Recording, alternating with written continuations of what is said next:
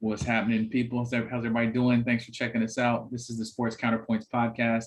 I'm GB. Got Coop in the upper left, Brian in the upper right. What's going on, guys? What's happening? Man, back at it. Today is June the 7th, 2023. Our topics today center around golf, starting with golf, which is wild. LIV versus the PGA, and not my niece, Olivia. We're actually talking about LIV golf merging with PGA. We'll talk about the finals, of course, in the NBA. We'll mention Chris Paul. We may talk about some other players. We'll see how that goes. Lionel Messi makes a move, and NHL finals underway too. So starting with what's been the most exciting thing to me as a golfer, right, for this whole week, and following the LIV saga, which it feels like this league came out like 6 months ago, and all this has happened. 18 months. That's the entire life of the, and that was from when they started trying to poach players to first season to now. And they just start the bulk of their second season at the end of this month. Right. So, excuse me. So basically, LIV Golf is going to merge in some capacity with the PGA. What it so far looks like is the PGA is going for them greenbacks, trying to stick them Saudis for their papers. It's interesting how the thing is structured, though. They're every hour it seems like we're learning a little bit more. Sure. And as Rory put it, he's like, no, LIV Golf is going to be no more. It's the PGA Tour, the DP Tour, and the PIF, which is the group that was funding LIV Golf. He's like, I don't expect the structure. I don't expect how they were playing the game, any of that to survive this combination. Basically, the head of the PIF, the head of LIV Golf, who was the front man for the PIF, gets a board seat. They only gave up one board seat. They maintain the majority control of whatever this new entity is going to be. And as some people have put it, says, look, the PIF was hell-bound on spending money in the area of golf. We'd like to make sure that they spend it in a way that benefits the sport, and LIV wasn't it. So this is going to go. I think what's really funny or amusing is, depending on who you're listening to at the moment, each side is claiming victory. Bryson DeChambeau, who has a small chunk, and Phil Mickelson, who have a small chunk, are claiming victory. But I don't know if that's accurate, right? I mean, the LIV Golf, the viewership got so low that they stopped putting out the numbers. And they just got a TV deal. Nobody was watching. They said that they made literally zero revenue through the first season. I think the tournaments were on the WB or something. Yeah, I mean, it felt like it. The quality of the game, the events were WB worthy. So they've gone through and they're going to bind it. I actually think that the DP Tour being merged in, which is an international tour, is actually going to be pretty interesting to see if they start doing more PGA-based events around the world for PGA points, and do they incorporate a team element for a couple tournaments a year? Because some people have said that would be interesting and intriguing. I think I wouldn't mind it. I don't know if I like the LIV format with the no cuts and shotgun start type stuff, but in 3 rounds. But I do think that it could be interesting if they brought all that together. But as far as how the thing got formed, everyone's claiming victory. I don't know how you can claim victory if you've got 5% ownership of a penny. That is not a great business model, and that's what DeChambeau and Phil Mickelson have. Right? There's no revenue. If you take a business, the value of a company is multiples of its EBITDA, its equity before interest, taxes, and assets. So, if they have no value in that regard, then LIV Golf, the entity of LIV Golf, is worth nothing. Now the PIF is worth a whole lot, but Phil Mickelson and Bryson DeChambeau and all the rest of those guys didn't get ownership in that. And then the other players, DJ and Brooks, who got in late, who were kind of the best golfers on the LIV Tour, they get nothing. All of their deals are prorated. right? They were getting paid on an annual salary or seasonal salary. So that 100 million or 200 million over 10 years, they got what they got. Yeah. If LIV goes away, then that's all they get. Now, if you're Bryson DeChambeau, who wasn't winning any tournaments, but if you're Brooks Koepka, who lost all of his, all of his sponsorships, DJ, who lost all of his sponsorships, Bryson, who lost all of his sponsorships, the reason to do that was play less golf, make more money, as DJ said. Well, they're not going to be able to play less golf anymore. So anyways, it'll be interesting to see how it all shakes out. The PGA players are pissed. And for those of you who have an opportunity to look up Rory's interview today, it was actually pretty spot on. He's pissed, he's upset, but he said, look, I still support PGA, I still support the commissioner. I still think that not going to LIV is the right thing. He said, I still hate LIV. He's like, I really hate LIV, and I will be glad to see it go away, even if PIF money will be in the PGA golf. But mainly what he said was, we weren't given the say that we thought we would get. He said he found out at 6:30 the morning of. He got a call, and it was announced almost immediately afterwards. Tiger apparently wasn't given much more notice. And those guys were offered, I think they said Tiger was offered somewhere in like $900 to $1 billion $900 million to $1 billion to participate. Even 2 years of that, $100 million a year, would have been a nice boost to the bank account. So those players are upset. Bryson and Phil are the only ones who've been real vocal on the LIV side, and they're claiming victory, but they think they have part ownership. But again, part ownership of a penny isn't any real value. So they're not like going to go and take their 5% of LIV Golf and turn that into whatever it is, 2% of the PGA Tour. That's not happening. By what it looks like right now, and again, we'll figure out more later, it looks like LIV Golf just disappears and the PIF money starts going directly into the PGA Tour. Yeah, when I first heard it, I laughed because the PGA was on this high moral ground about LIV Golf, and now all of a sudden, they realize they want their stars back. Right, we want some money. We want our stars back. We don't have big draws. We need people to watch us. The stars back part. Let me caution you on it. They didn't lose any stars. They didn't lose any stars. Yeah. I don't know about that. I don't think the guys they have are bringing people to television sets. I know they weren't bringing me and other casual fans to TV sets. Now that's the whole point. And Glenn, LIV's viewership was so low. If they took stars from the PGA Tour, right? But Brian, I don't have UPN, so I don't know where they're at. So I don't know what station they're on. I don't have YouTube. They were streaming on YouTube. There you go. See, I ain't got that. For free. Yeah. And here's the point. You didn't know where they were because you did not care to find them. I didn't. I really didn't. I tried. LIV Golf had no stars. Yeah, I tried maybe for about 5 seconds, and I was like, yeah, I'm done. I'm good. So yeah, but just the whole moral high ground that the PGA Tour was on, and then all of a sudden they're emerging. I just laughed. I didn't even read into it. I just laughed. Like, yeah, well, money talks, and everything else walks. So, do you think Koepka winning the PGA Championship has anything to do with this at all? I don't. Well, according to them, the timeline was that about 3 or 4 months ago, they were talking.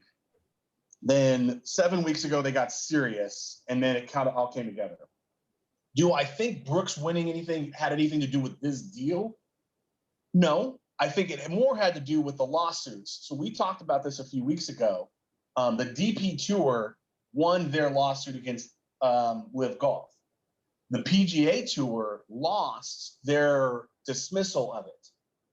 And from what I could read and the people were talking about it, it was going to be a really ugly lawsuit. They'd already spent tens of millions of dollars on either side. And they had gotten to the point where the discovery was going to happen, which neither side wanted, because that's when all the dirt comes out, right?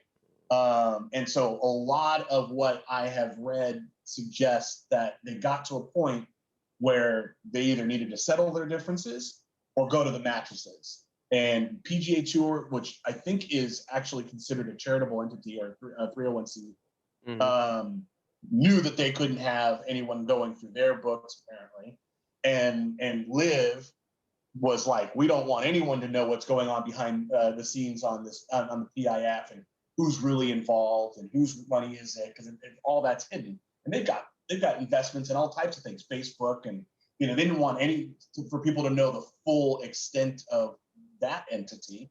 And so both of them were kind of like, all right, it's a good time. But if you listen to Monahan, first of all, note that LIV Golf did not put out a release. So they just merged and they just won, or they just got a piece of the pie. LIV Golf didn't put out a release. What's his name? The head of LIV Golf. That's annoying. Gary Player. Greg Norman. No, not Gary Player. Greg Norman. Greg Norman. Yeah. Greg Norman. Crickets. Apparently, everyone's saying he's lost his job because LIV Golf is going away. So it's just interesting. Everything's about the PGA Tour, nothing about DP World Tour. Everyone's coming to talking about that. If LIV Golf really won, or was not worried about and feel a need to succumb, basically, they would have been doing a victory lap right now, right? If the only people doing a victory lap are Bryson and Phil, not the people who are spending the money, not the person who runs the league, not the whack-ass marketing group that they have over there at LIV Golf that we've been talking about for the longest time, not a single one of them is doing a press release or a victory lap. To me, that suggests that the PGA Tour at least has a commanding control over what happens next. Indeed. Yeah, it's going to be interesting. We'll see as more details come out over the next weeks and months, seeing what this looks like. But hey, cool. As a golfer and a golf fan, hey, whatever. There'll be more tournaments to watch, more money in it, some bigger purses maybe, and maybe some new tournament formats. I really, really hope that the PGA Tour keeps, in whatever this new entity, their commitment to not play Trump golf courses. The LIV Golf Tour was almost exclusively using Trump courses in the United States. The PIF is super shady. They gave $2 billion to Trump's son-in-law for his private equity startup to try and $2 billion, and he only got $2.5 billion in total assets raised right after he left his job at the White House. Mm-hmm. So it certainly seemed like that was a payoff. Anyway, the PIF is crooked as a $3 bill, but it's interesting. It'll be interesting to see how it all kind of takes place. But hopefully, Trump gets through. Got shady friends too. None of them got no billies, man. Damn. Yeah, no. Shady. Not even close. Need one shady friend. Yeah, right. I need some real shady. But all right, yeah. So we'll see what happens there. We couldn't be further away from $1 billion. If you take $1 billion and lay it out there, reality, we're so far on this side. Yeah. Okay, my hope is Jace and JoJo and Alyssa. So we're gonna see how it goes. That's like a fun. We're only 1% of $1 billion. And Julie too. Collectively. Graduation. Man. So sliding to the NBA, man. Game 3 just occurred. I saw it. I was on the road, so I didn't get to see it, but I checked the score and saw Denver got on Miami's head again. It's 2-1 Denver. And I think for me personally, we're getting to that portion where it becomes the 4-1 series, but that's how I'm feeling about it. What are you guys thinking about the NBA Finals? Just so you know, Glenn, Miami did not win a quarter at home. They didn't win one quarter. Yeah, I did see the first quarter. That was it. And they did not win the quarter I saw. A lot of people, I heard a lot of people talking after game. They did tie once, the first. I heard a lot of people talking after game 2, how Miami's back, Miami's this, coach and blah, blah, blah, blah, blah, blah. And I looked at the game totally different. To me, Denver came out as if they had already won the series. All they got to do is just roll the ball out and, they was going to win. And they started losing the game 13-2. Then they started to play like Denver and they were up by 9 or 11 points in the, mid second quarter. And then, Miami, of course, made their run and, came back and ended up winning the game. But to me, Denver was never really in the game mentally. It seemed like they just already had it won. So when everybody was trying to crown Miami for this great victory, and they did play well, they made 15 out of 33 pointers. They shot 50% from 3. They played well. But to me, it was more of Denver just playing worse, a little bit worse than Miami playing well. So when this game, the outcome of this game just didn't surprise me. Denver to me is just the superior team here with the superior talent. Eric Spoelstra, yeah, he's a great coach, but I mean, if you have talent and a great coach, other team has a lot more talent and a good coach, you're most likely going to lose that series in the NBA. College is different because it's one game. It's a 7-game NBA series. So what Denver did today didn't surprise me. If they come out with the same energy and passion and mindset, to win and stay focused, I think they'll win game 4 and win game 5 and put the series away. They're up 2-1 right now.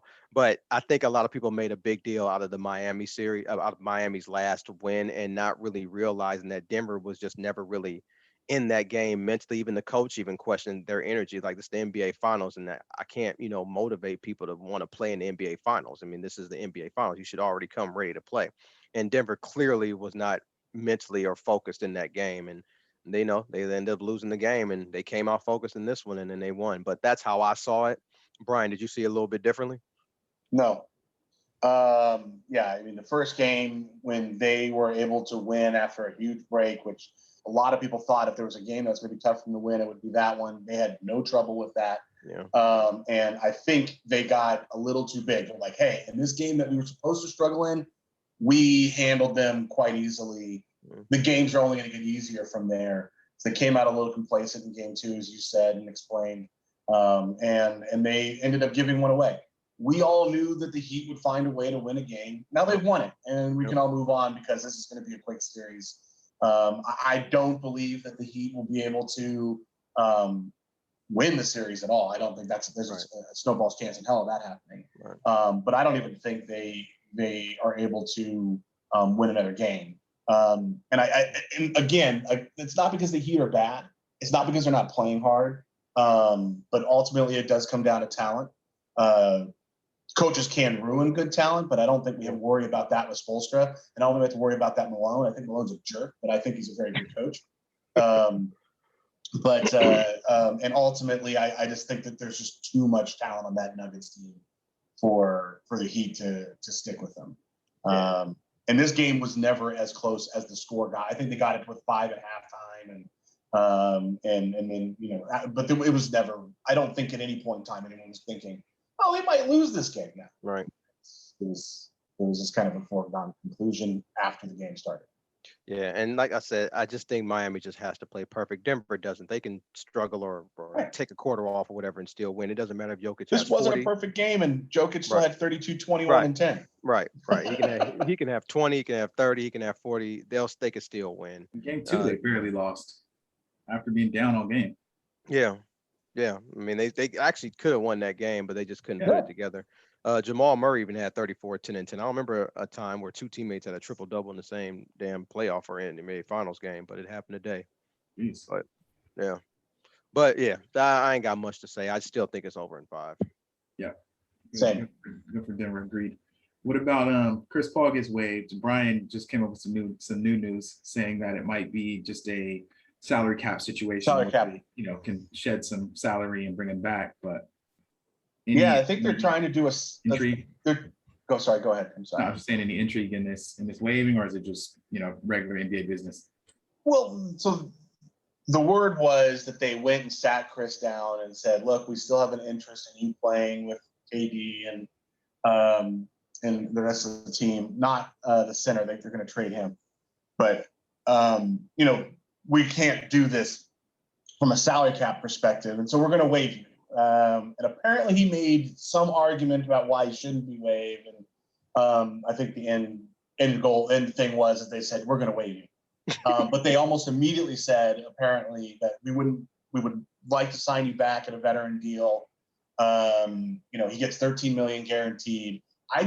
So you can't trade a player and then re-sign him. When he gets cut, right? They made that rule because everyone was cutting the players, and they'd all go back to the team that they were just on for new deals. But you can't apparently waive them and then re-sign them.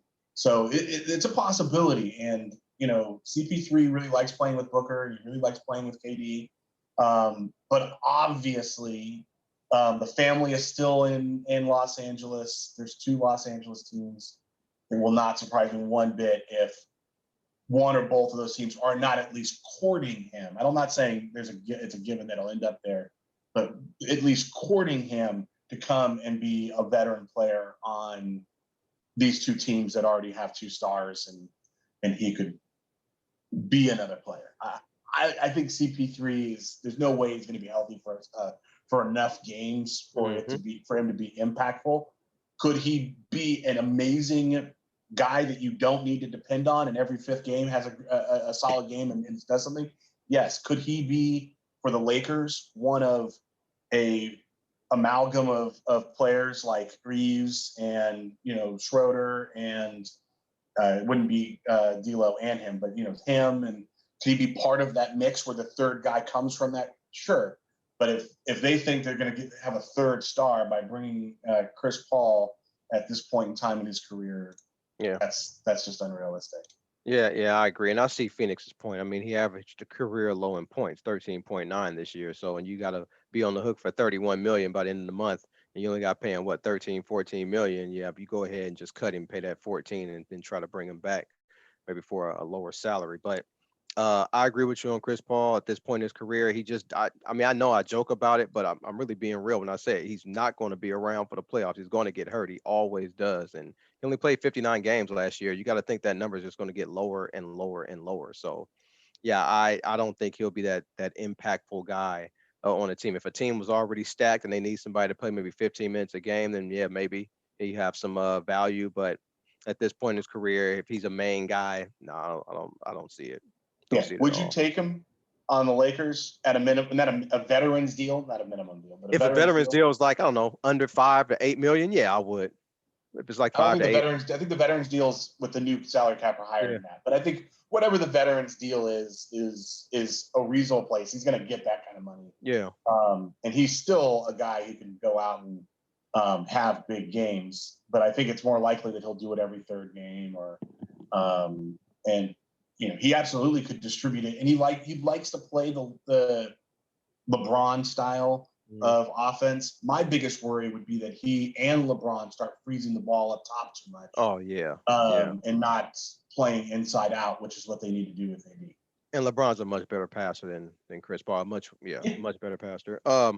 Speaking of that though, would you take Kyrie on a minimum deal? Better minute? I just had to ask that. Okay. I had to ask. He could play for free, and I would not want to have nothing to do with him on the team. And it's not the money, it's the attitude. And Glenn, you say I'm bad with Westbrook. Brian said for free. Well, actually, I feel the same about Westbrook. I wouldn't want him for free either. But yeah, I wouldn't want him for free either. Yeah, I get you. I get it. Okay. What about Harden? I'm about him. Is he coming back? Is he going to Philly? Is he going to Houston? I think he ends up in Houston. I think the strip clubs there are just too alluring for him. Thank you. He loves Houston. Honestly, I hate to be so basic, but Harden has proven he's basic. And that's not so. That's just acknowledging, where he is and how he feels about things. Yeah, I look, I think all this news about Kyrie and Harden is coming out because they just don't have a market, and they're just trying to get as much money as they can from the teams they played with last year. Because nobody wants both of those guys, but I don't know where the Harden to Houston thing came from. And somebody said some team is offering him, I don't know, 150, 200 million, whenever, and maybe it was Houston. I don't know. But I think if he had a choice to go between Houston and Philly for the same amount of money, I'm with Brian. He's going to Houston, man. He loves that place. He liked hanging out there. Now, I don't know why Houston would do it. He would just take the ball at the hands of those young guys that they have on there. So it would make no sense to me. But apparently they put it out there in the ethos that could possibly happen. I don't understand why either. Yeah. But it's a real decision. Like there's a full conversation about whether or not he's going to choose to go here or choose to go there. Yeah. Which if when they speak about it in those terms, someone has said something to the right people, to the agents or whatever, that said that these are options. Given those options, I think he goes. And you have to wonder, I mean, the only reason why he would stay in Philly is if the team and the players say, hey, I really need you, you're the key, or blah, blah, blah. I just can't see him doing that. Yeah. Well, they got a new coach. Going over and knocking on his door the same way, and saying, hey, man, we really need you here. You're the key, blah, blah, blah. Why? What did he show that he was the key of? Well, he's supposed to meet with the new coach, Nick Nurse, who really hasn't done anything since Kawhi's shot bounced off the rim and win the championship. Nick Nurse hasn't done anything, but it's funny. I His don't think the assistant. coach is going to be able to convince him. It's got to be No. Embiid, in my opinion. Yeah. I hear you. But it's funny. The assistant for Toronto for Nick Nurse, I think he got the Milwaukee job. I believe the assistant, Adrian Griffin or whatever he's playing in NBA. But yeah. I don't think Nick Nurse is going to bring them any closer to a title, even if Harden was on the team. So it's whatever. But I'm Harden's thinking he's never going to winning. Houston. Yeah. But I think Glenn, I think it's Houston, man. I mean, that lifestyle, he loved it in Houston, man. He loved it. Sounds amazing. Party and everything. And if you're not going to win, you might as well be happy and paid. Exactly. That's what I'm just saying. Because with all those rookies that they're going to have in Houston, they've got money. Yeah. They can give them. Right. And he can show them where all the clubs is at too. He can show them where all the industrial buildings. That's the reason why I wouldn't have him there. Like, you are not part of the rookie onboarding program. You know what I'm saying? Glenn, think about it, man. You a second-year player, and James Harden's coming to your team, and you in Houston. Man, he gonna show you where all the spots is at. He gonna show you where all the industrial buildings with no ventilation and strippers are at. I'm just saying. I mean, it's gonna be. If you thought Jimmy G got a hero's welcome to Las Vegas, wait till Harden goes back to Houston. Man. Yes, I had to get one in there. I'm gonna say, I don't see how this is necessary, but that man's recovering from surgery and he's taking more shots. This is crazy. All right, so real quick, NHL Stanley Cup playoffs are going to Las Vegas is up 2-0 on Florida. I think Florida's ever beaten Las Vegas in Las Vegas. Yeah, they played bad. Third year in the league, and they might be Stanley Cup champ. So it's pretty impressive. So yeah, that's just a quick hockey nod. I looked at the history of that series when Florida goes to Vegas, man, and they don't lose. They lose pretty bad, like every game. They're giving up 5 and 7 goals like every game. So they must go to Vegas and just I guess they just kick it and be like, forget the game, and they just end up getting blew out. In hockey terms, that is. I always forget, like in my mind, it's you're athletes, like you're a professional, you come out there just to work, and I be forgetting like who's have money and are like, oh, I'm in Vegas, like I'll worry about that tomorrow. Like I be forgetting always. So yeah. Just for clarification, it's the 6th year that they've been around. They were founded in 2017. Okay. They've been in the playoffs 3 times before. Damn, 6 years already. That's crazy. Vegas been there for 6 years. They've only not made the playoffs 1 season, and that was the 21-22 season. Vegas been in the league for 6 years, the hockey team? Right. Yeah. They were founded in 2017, 2018 to 2019. 82 wins, lost in the first round. 1920, sorry, not 82 wins, 43 wins. 39 wins, lost in the conference final. 2021, 40 wins, lost in the Stanley Cup semifinals.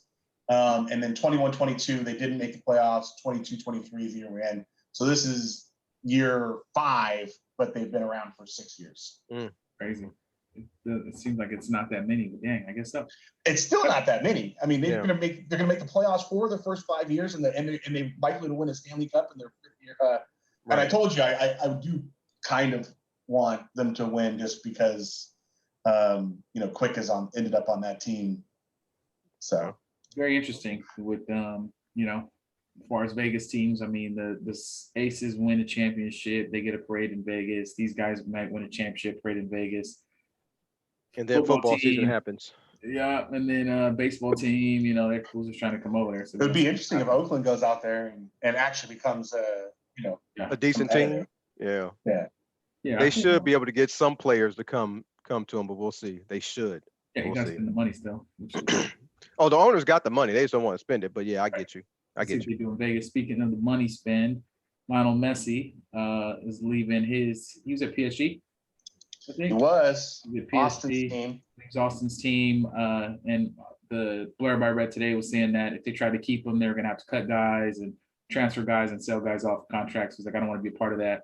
So he's doing his, which a lot of big name European players at this point, almost every one that I can think of has done. They do an American lap, get paid, a large amount to play in the States, travel around and get appreciated by the American audience. So Messi goes to Inter Miami, where he also is going to get part of Apple's MLS package. They're going to pay him out of that, and he's going to get Adidas equity for being over there too. That's part of it. There was talk that he might actually get paid by every team because of how much he's going to bring to the league. We'll see how much, but yeah, interesting. Beckham did it. I think Henry did it. Ibrahimovic just did it. Like, it's happened for so many star European players do that. I want to say, what's his name did it too? Rooney. So many of these guys have done on American lap. So good luck to Messi. He did not go the PGA route and take that Saudi money because he had there was rumors that he got offered $1 billion over the course of the next however long it was. $1 billion, and the reason he got himself into terminal trouble with PSG was when he flew out there to talk to them about all of that. He's a sponsor of a bunch of Saudi companies.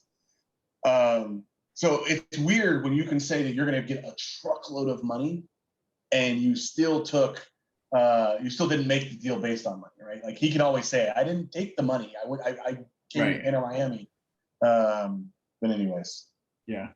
Big bread. So yeah, that's until the Saudis just buy Inter Miami. Right. Which they could do. Definitely. So that's kind of where we're at. That was our show. Last couple segments, man. You guys got anything? That's a bunch of hogwash. The segment Brian started. We'll tell a hogwash, man. When I was reading about people talking about Kyrie Irving coming to the Lakers, and then a report came out, I guess it was true. Maybe they were talking about the Dallas Mavericks had conversations last year about LeBron playing for the Mavericks. Now, Glenn, I think the reason why Brian is smirking is because LeBron was ineligible to be traded last year, so he couldn't have played for the Mavericks. So I don't understand how you can have a conversation as a team to acquire a guy that's ineligible to be traded due to the CBA and when he signed his contract. So that's a bunch of hogwash to me. I don't get it. You got, I guess, supposedly smart guys running your cap and your team, and they should know which players can actually be had and who can't be had. And LeBron was a player that couldn't be had. So to me, that was just a bunch of hogwash to put something out there like that you had conversation to get a player that you couldn't get. So that's mine. Part of the reason why I was smirking is that there was rumors that came out that Kyrie this summer had already started reaching out to LeBron saying that he wanted to form a super team in Miami with him, Luka, and LeBron. Yeah, that's a bunch of hogwash, but there's no way LeBron is going to do that. That's a big pill to swallow for him. Grown man with plenty of his own pride to go be on another person's team. That's not where he's at in his career. He did that when he went to Miami. I don't think it's ever happened again. People have to come to him. Anyways, my hogwash is just this whole LIV PGA deal. It's a bunch of hogwash for the PGA and Jay Monahan to galvanize an entire country, a collection of people, the athletes, against an entity. And while he's doing it, while he's saying, they're so awful, and he was the one that started the whole, the people who were the 9/11 survivors fund and widows fund. What are we telling them? How about what we care about? And then while at the same time kind of working this deal, there's lines you don't cross. He crossed it. Here's what I will say. I do believe it was hogwash. I do think it's much crap. In 10 years, people will look back at Jay Monahan probably with a lot of respect and say he revamped the sport, and the purchase. They'll forget, right? Time allows people to forget the errors that are going on right now. And I think he understands that. But right now, he deserves every bit of the kick in the ass he's going to get from the Survivors Fund, from folks, the PGA players, and the fans who can't help but recognize just kind of the double talk that he did. GB? I got nothing, man. I got absolutely nothing. And then and to win it, just thankful for everybody who gets this far and listening to us. We've been doing this for some years. Really, really appreciate you all, and happy birthday, Jill. Oh yeah, happy birthday, Jill, no doubt. My minute to win it is I read today or listened today that the Bills just signed Ed Oliver, I guess, to a $68 million deal. He's a defensive player. And they also signed Leonard Floyd, the defensive player, to a deal. And they signed a nose tackle, a defensive player, to a deal. And, I always talk about how these defensive coaches, they just don't really get offense and they're not really winning like that. You see Bill Belichick struggling. He doesn't understand offense. He had a defense coordinator actually calling plays last year. But the Bills, it's one of the reasons why I just don't trust them in big games in the playoffs and why I never picked them to win the Super Bowls because of moves like this. Their weakness, in my opinion, is the offensive line. They can't run the ball and it's just not very good, yet they're spending all their money on the defensive side of the ball, which I just don't understand why you want to spend so much. You would think by watching the Pittsburgh Steelers spend all their money on defense and their offense is just, and they still can't get their offensive line right in 5 years. Now Buffalo's going on 7 years and they still can't get their offensive line right. Defensive coaches, I just don't get it. You got to spend some money on offense and get some players to help you win games in the NFL during this time because of the offensive league. But I'm still not picking the Bills to win the Super Bowl next year with all these defensive guys they got. So that's my minute to win it. Glenn? You close it out every time. Yeah. Mine is a fairly well to Chris Licht, who was the CEO of CNN and was fired today. Rightfully so. Took too damn long. So Jeff Zucker had to abruptly resign in February of 2022. They put Licht in, and he almost immediately started making some really crazy comments. So he had worked on Morning Joe, which is a pretty liberal show. He worked on CBS in the morning. He worked on Stephen Colbert's night show. And then he goes over to CNN and almost immediately says, I want to replicate what Fox has. And immediately started getting rid of their most liberal people and was trying to go to the right side. They were left center, more left than center.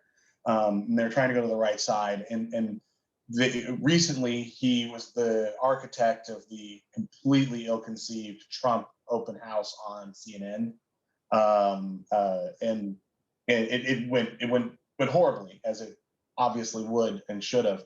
But the Atlantic recently put out an article talking about him and his profile, and basically said that he was completely hated by every single one of his employees, and that he had put himself above. And Jeff Zucker kept his office on the newsroom floor where all the things were going on, and he had put himself up high in the tower and made sure that he didn't really have interactions with any of the talent and so on and so forth. And so he came out and almost immediately said, "I'm so sorry. This is really humbling. I'm going to do better." Blah blah blah. But it was pretty obvious he had to go. I have been on a sabbatical since he came out with his Fox comments. I have not watched and or read stuff on CNN. And so I will be happy to hopefully be able to go back to using the source that I had looked at. But the BBC has done me well. Reuters has done me well over the last, year and a half. So bye. Yeah, Reuters isn't bad at all. Word. All right. It's all the articles that get posted everywhere else. It's just, they get paid, right? It's a bigger story when it's on CNN or NBC or Fox. Word. Man, I love it. Appreciate you guys as always. Another good time talking sports with you guys. Sports Counterpoints podcast is June 7th, 2023. We'll catch y'all next time. Peace.